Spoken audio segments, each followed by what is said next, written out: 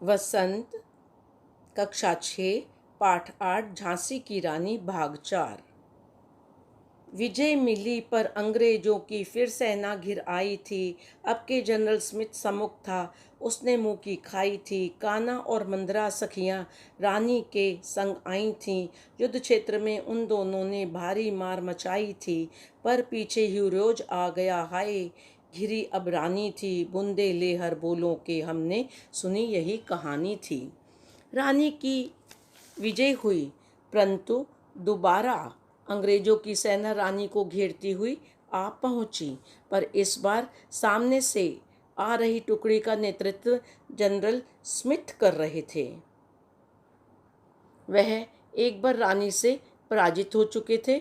उधर रानी के साथ उनकी दो सहेलियां कान्हा और मंतरा भी आई थीं। उन दोनों ने लड़ाई के मैदान में भारी मारकाट मचाई थी, पर दूसरी ओर ह्यूरोज आ गया, जिसके कारण रानी लक्ष्मीबाई उनके बीच घिर गई थीं। हमने हरबोलों के मुख से यही सुना था कि युद्ध में रानी लक्ष्मीबाई पुरुषों के समान लड़ी थीं। तो भी रानी मार काट कर चलती बनी सैन्य के पार, किंतु सामने नाला आया था वह संकट विषम अपार। घोड़ा अड़ा नया घोड़ा था, इतने में आ गए सवार। रानी एक शत्रु बहुतेरे, होने लगे वार पर वार।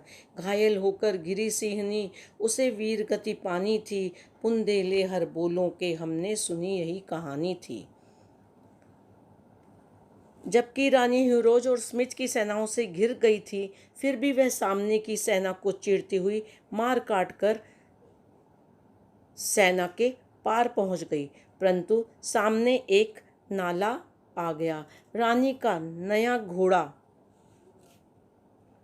इसे पार न करने के लिए अड़ गया। इतने में पीछा करते हुए अंग्रेज सैनिक आ गए और दोनों तरफ से वार पर वार होते चले गए। शेरनी सी रानी घायल होकर गिर गई और उसने वीर गति प्राप्त की। पुरुषों जैसी उस वीरांगना की कहानी हमने बुंदेले हरबोलों के मुख से हमेशा ही सुनी है। तो बच्चों, आपको पता चला कि वीरांगना किस तरह से अपने यहाँ पर युद्ध करते हुए निरंतर आगे बढ़ रही थीं। रानी गई सिधार चिता, अब उसकी दिव्य सवारी थी। मिला तेज से तेज की, वह सच्ची अधिकारी थी। अभी उम्र कुल 23 की थी, मनुज नहीं अवतारी थी। हमको जीवित करने आई वन स्वतंत्रता नारी थी।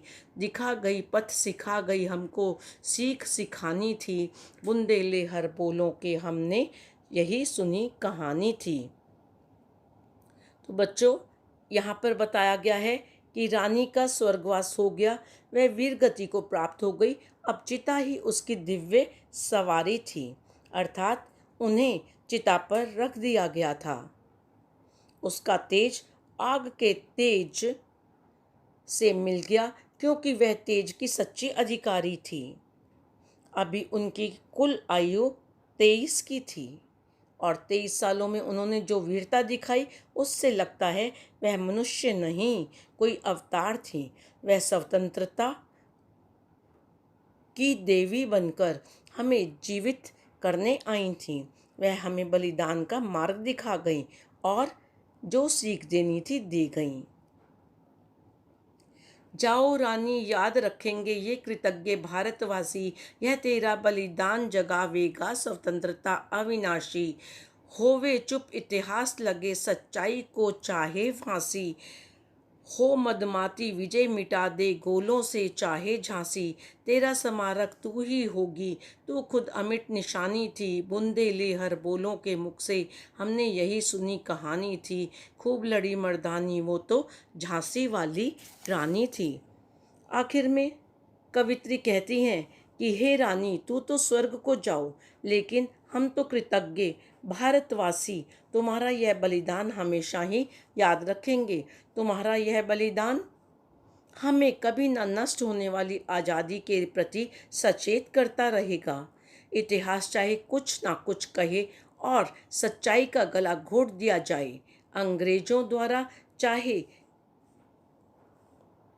जीत प्राप्त कर ली जाए तथा वे झांसी को गोलों से नष्ट भी कर दें, पर भारतवासी यह बलिदान नहीं भूलेंगे। तू अपना स्मारक खुद होगी, अर्थात तुम्हें याद रखने वाले स्मारकों की जरूरत नहीं है। तुम स्वयं अपनी कभी न मिटने वाली निशानी हो। यह कहानी हमें बुंदेलखंड के हर बोलों के मुख से सुनी थी। यह झांसी की रानी युद्ध में पुरुषों की तरह बहुत वीरता से लड़ी थी। तो बच्चों, कविता के बाद यह परियोजना कार्य है। ये प्रश्न पढ़ते हुए आपको इनके उत्तर अपनी पुस्तिका में लिखने हैं। धन्यवाद।